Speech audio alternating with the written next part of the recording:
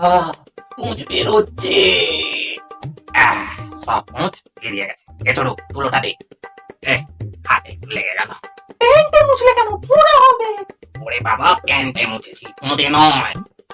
ঠিক আছে, দেখবে কোনো। ওরে বাবা, মরে গেল। কি হলো বাপি?